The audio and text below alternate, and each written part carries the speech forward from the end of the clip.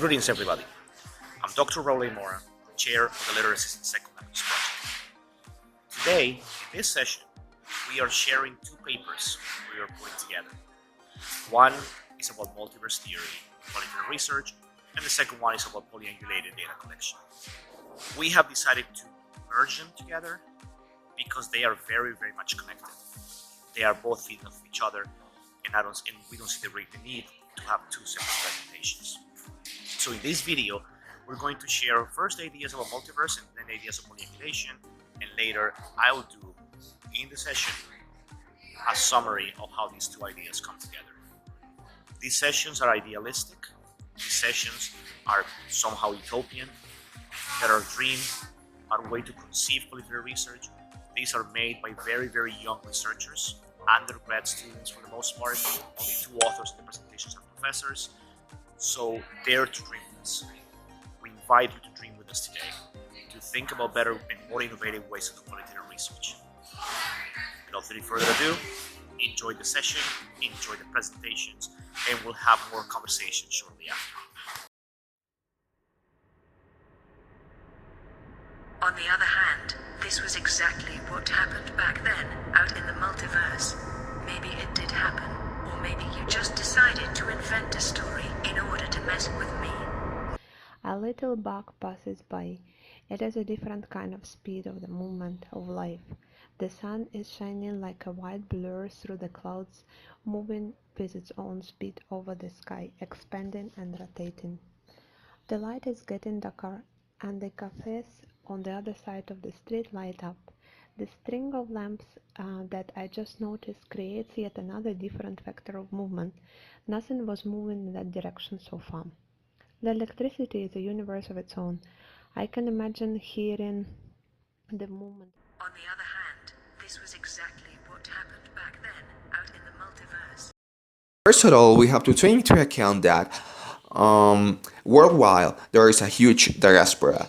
There are literal events that are actually changing the way how we see society, how we're teaching, and how education is changing nowadays. And the second one is that we are kind of being unshackled from this mechanical and not human approach. On the other hand, this was exactly what happened back then, out in the multiverse. One neuron, you are lost. Two neurons, you are moving, and with movement, interesting things begin to happen, announces Dr. Norman in his university lecture at the beginning of the Besson's movie Lucy. The true movement is the source of becoming. Absence of time and space characterize multiverses in science fiction and comics world, notes Megan Damour CBR blog entry on the Ant-Man and Doctor Strange Marvel movies comparison. What is multiverse theory? Well, at first glance, one may think that it comes from physics, mathematics, or something like that, but philosophy has also studied it. And what is undeniable is that this theory is focused on describing and explaining reality. Why is this important? Well, as participants, observers of the world, as inhabitants of this world, we are concerned about our surroundings, about everything that's going on. So the first one to introduce the concept was Everett, 1957, and he proposed an interpretation of quantum mechanics, but as a description of the physical world.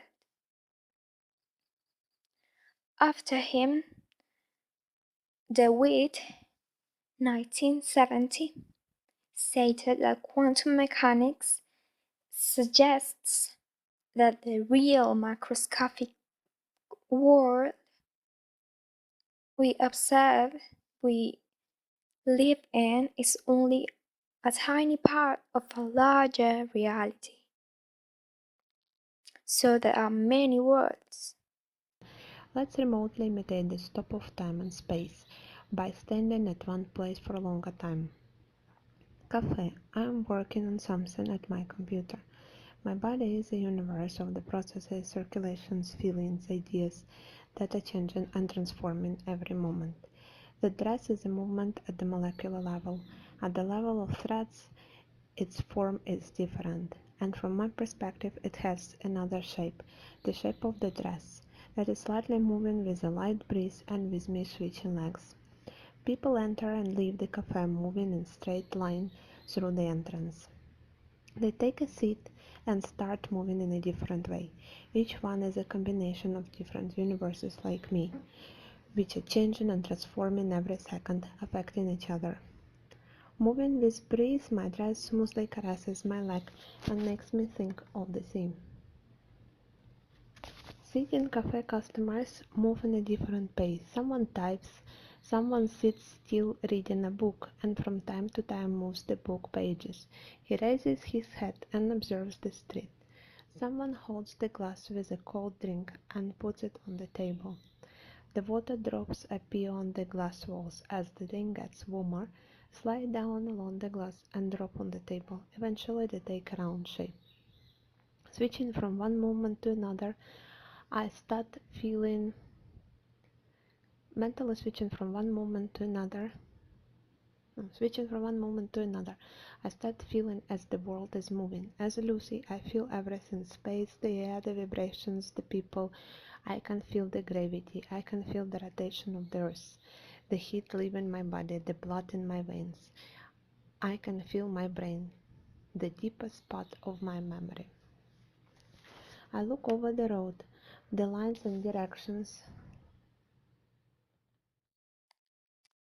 If there are many worlds, then there are many minds. So this theory affirms that there are many versions of ourselves interacting with others, their versions, and in a similar environment, in physical reality. So it's not from fiction, or it's not. What we cannot deny is that the purpose of formulating a scientific theory is always to get information about what sort of things there are in the universe. I do not see the beginning and end, just a fraction of it. So, if you think about extra dimensions invisible to the human eye, then it just expands our view into the multiverse theory. Besides, physics has made clear that there is a unity connecting everything. That has been represented by the Ouroboros, the snake eating its own tail. So there is a link, it's a clear marked link between the macroscopic and the microscopic domain. So, in this sense, our universe splits every time an observation is made. So imagine every person in the world, every version making an observation, and then the universe splits every time. Like it generates parallel worlds every second. Each one has their own purpose. My eye and mind switches from one to another, trying to capture all of them. They are all together in one. This all-togetherness grows to oneness, of which I am part of. The mind goes from switching in between them to their unity, to the realization that it is one, shared. A sense of quote exteriority within, unquote. Insistent. The idea of multiverse has been insistent, speaking of multiple possibilities, alternative and simultaneities. Quote, "Oh, it's always October, November, March, so many possible futures, and they're all real. You just don't know which one will coalesce. You just don't know which one will coalesce. Until then, they're all happening." On the other hand, this was exactly what happened back then, out in the multiverse. Well, we have to start to look at it as a kind of prism that you could spin around, you could turn around, and whatever you look through it and whatever you aim to it, you could be able to retrieve data from it. Because there are a lot of different scenarios that are not being taken into account due to the kind of statical and not changeable doctrines or theory about what could be conceived as research.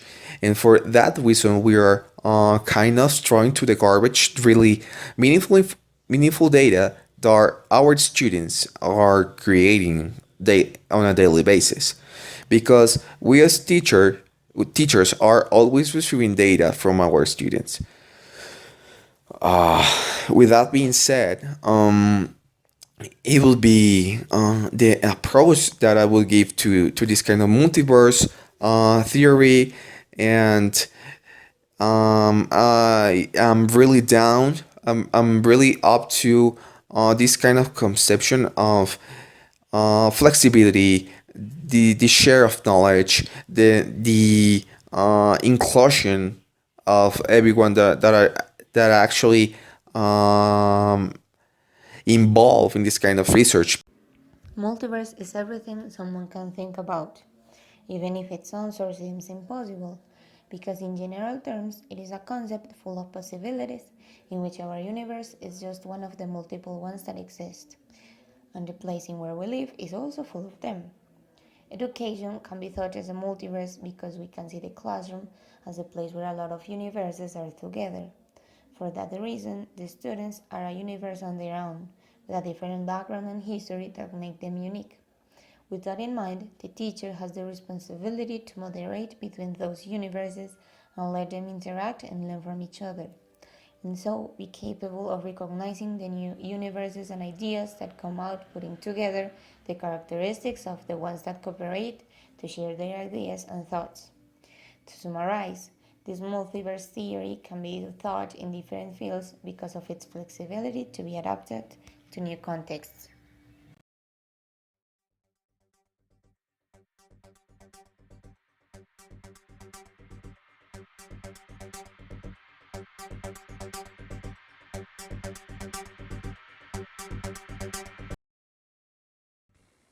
The traditional idea of triangulation, where a single analytical effort and special attention to data sources is put, had been moved past by the idea of polyangulation. Our team has understood that analyzing processes and collating data are permeated by multiple levels of diversity that researchers bring to the study. Life experiences, different backgrounds, and knowledges let us experiment multiple forms of analyzing and collating our data. Therefore, the dialogic relationship as research peers let us embrace the idea of polyangulation. This not just as multiple data sources, but multiple realities and dimensions of analysis present on data collection. Data collection and data analysis has changed into a more open and dialogic approach. In this sense, we have realized that it is necessary not to only analyze the data but also collecting it in a polyangulated way. To do so, we base on the concept of Rashomon effect, which stands for the idea that a single phenomenon is formed from multiple layers, and each layer could be tackled or studied from different perspectives depending on the viewer's background. Furthermore, we propose changing the data collection instruments, since they are designed to collect data in an isolated way, which means that they are designed to collect data from a single layer. Now that we know that it is necessary to collect data in a polyangulated way, we must collect data from the multiple layers, which means rethinking the data instruments and maybe mixing them in order to get multi-layer data.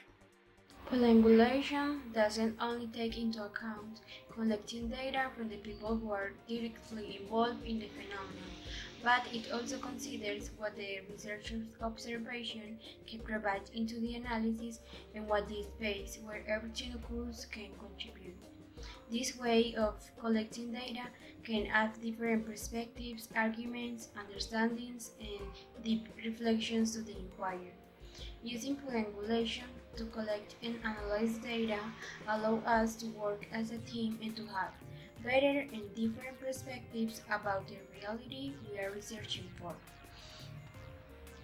Have dissimilar identities, tastes, religions, experiences, and knowledge. All that make us have particular ways of interpreting which enrich our way of understanding the same phenomenon. To explain or need polyangulation in data collection, let me provide a metaphor. If I want to reproduce a record video on my TV in high definition, I must record it in high definition.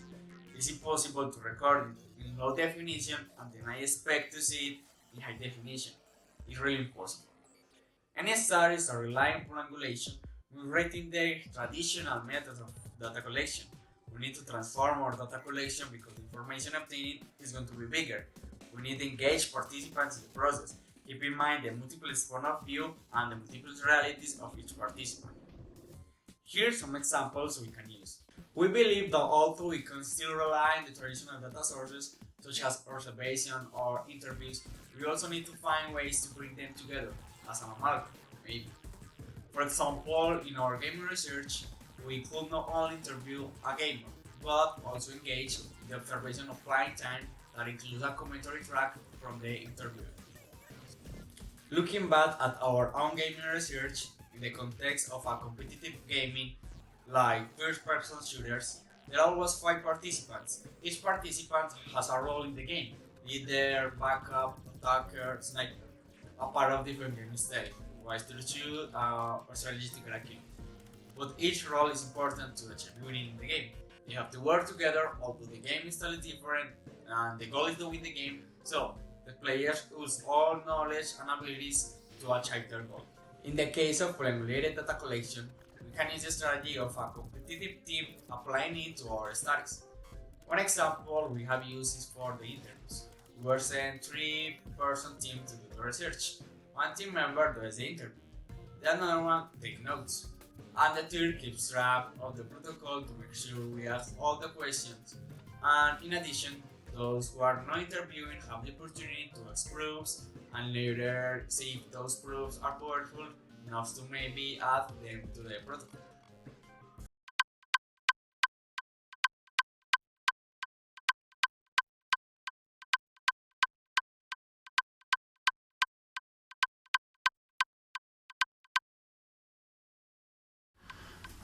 In many ways, research can be a very inequitable arena.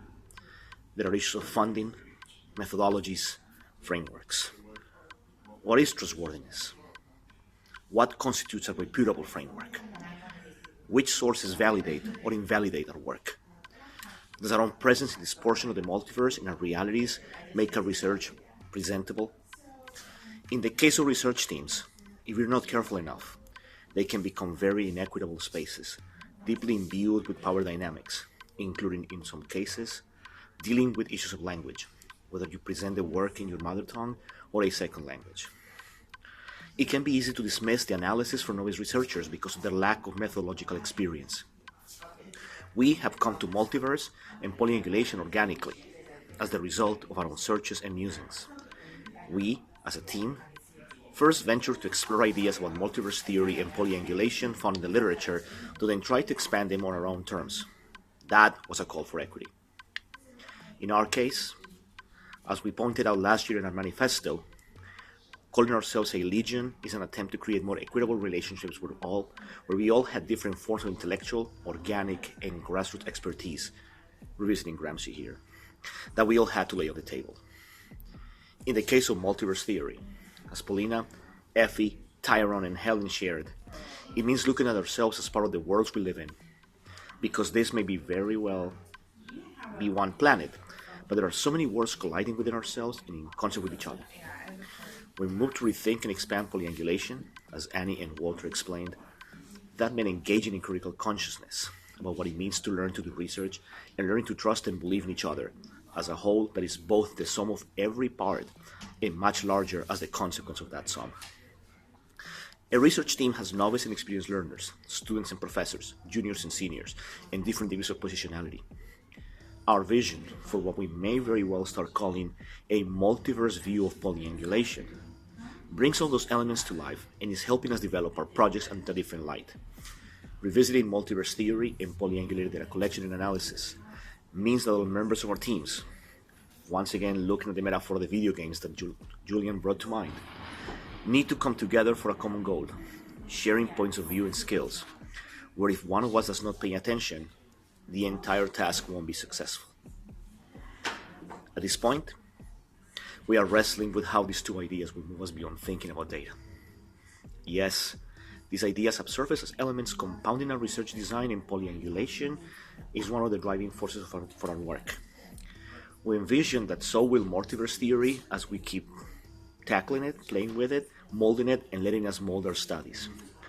We don't conceive any of these as mere devices, but as ways to conceive the realities present in the research endeavor as interconnected and layered. It is the way to acknowledge the need for fresh, diverse, decolonized, and decentralized voices when designing and conducting research. For lead researchers, it also means relinquishing power and rethinking our mentorship relationships. All of this is work in progress. As we read, talk, and collect data, more ideas about how to make sense of multiverse polyangulated research studies might surface again. And as they do, we'll keep sharing them with you. Because in the end, that is also at the core of the notion of ideas such as multiverse and polyangulation. Sharing, bringing worlds together, resisting and fighting the good fight together. Because we're here, this is ICQI. And if you're listening to this, you are the resistance.